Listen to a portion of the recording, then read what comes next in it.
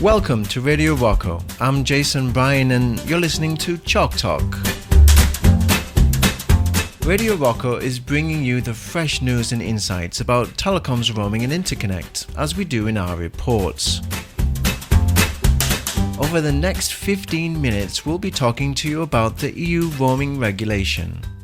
This is the third of a 5-part series into the regulation, with an aim to help you to understand what it's all about and what the implications are for mobile network operators and mobile subscribers using roaming. In this third episode, we review the latest EU roaming regulation surcharges policy, and we will uncover why some places outside of Europe are also covered by the EU roaming regulation. What might appear to be a simple regulation is in fact quite complex and has a few surprising features both for MNOs and their subscribers. The EU, with its digital single market, is trying on some level to mimic markets like the US, where across the entire United States, all users pay the same whichever state they are in. There are no roaming fees, and you know that wherever you travel across the United States, you're going to be charged the same. Such a great idea to imagine a United States of Europe, but the reality is very different for two main reasons. Often we see that in some countries in Europe, the competition between MNOs and MVNOs has been so fierce that the monthly rates paid by subscribers is much lower than in other countries. Whereas in one country of the EU, the typical monthly bill for mobile service may be €60, in another country it might only be €6. Tax laws also differ greatly from one European country to the next. They may all follow EU rules, but they don't have the same tax rates. What this means is that it is practically impossible to have one set rate for mobile service across every EU member state. And this means that in some countries in the EU, the MNOs are still charging roaming charges.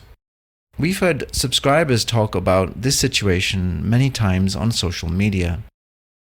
Operators in my country already announced you can't use your data or call abroad unless you pay for special packages. Others have said, my MNO said they were exempt from this and they will continue charging roaming charges at the same rate as before. We also heard, why, if the regulation is across the whole of the EU, isn't it then consistent in all countries? The retail pricing for roaming is something controlled by the MNO, but the wholesale price, or IoT, is determined by the visited MNO. Therefore, while the subscriber is not paying roaming charges, the MNO is probably still being charged. Bearing in mind the loss of revenues from the retail side of the MNO, they may find themselves in a position where their entire offering to their subscribers, even domestically, is under threat. According to Article 6C of the EU roaming regulation, in specific and exceptional circumstances with a view to ensuring the sustainability of the domestic charging model, a roaming provider may apply for authorization to apply a roaming surcharge. What does this mean? Well, simply that an MNO may decide to request of their national regulatory authority a permission to charge for roaming fees. Effectively, they can go against the EU roaming regulation policies if their regulator agrees. The fall in roaming revenues that the regulation requires must be so substantial that the MNO or MVNO may effectively have to change their pricing for domestic services and be undermining their domestic charging model. The local regulator must give permission for the MNO to impose the surcharge. The MNO has to make the application for the surcharge at least 1 month before the regulation takes effect. So in 2017, this was on the 15th of June. And the surcharge, when granted, would be permitted only for 1 year.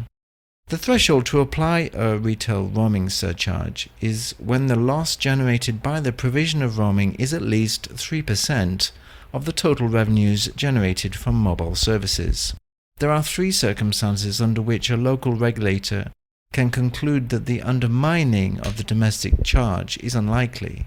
For example, when the MNO is part of a group, or the degree of competition in the domestic market would allow the operator to absorb the reduced margins. or when the fair use policy conditions may limit the losses of the applicant. An operator's application cannot ground its roaming losses on the basis of a fair use policy that is more generous.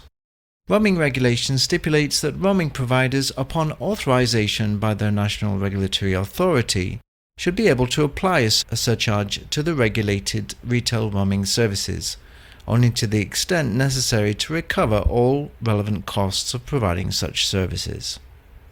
As part of its application, the roaming provider itself has to show that its proposed roaming surcharges make its domestic charging model remain sustainable, while at the same time do not go beyond what is necessary for cost recovery. In the second topic of today's podcast is the question of what is covered by the EU roaming regulation. The regulation covers, of course, the 28 member states of the EU and the 3 members of the EEA, which are Norway, Liechtenstein and Iceland. It also covers territories which are dependencies of regulated countries in other locations around the world. We'll come on to that later. It is likely, of course, that after Brexit the UK will cease having to apply the regulated rates, since it may also not receive them from other EU member states, and roaming is, after all, a two-way solution. However, it's also useful to remember what we may think is in the EU, but is actually not. Akrotiri and Dhekelia, Andorra, which has the euro but is not part of the EU, the Faroe Islands, the Channel Islands, the Isle of Man, Northern Cyprus, San Marino and Switzerland.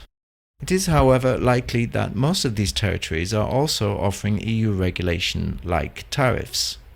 Remember that every roaming supplier will have specific Roam Like at Home tariffs, and you should always check with your tariff plan to see what countries are included. Here's a useful interactive map which explains where the EU roaming regulation covers, including the outermost regions of the EU that are included. Between 2014 and 2017, Rocco has developed several interesting reports into the EU roaming regulation and into BillShock. Please ask us for more details or see our website. In our next episode on the EU roaming regulation, we are going to think about roaming regulations from a global perspective. Which other regions of the world have regulations, and surprisingly, which regions are also already doing the same as in the EU? Take a journey around the world in our next episode. Until next time, this is Jason Bryan, and you've been listening to Chalk Talk from Rocco Radio.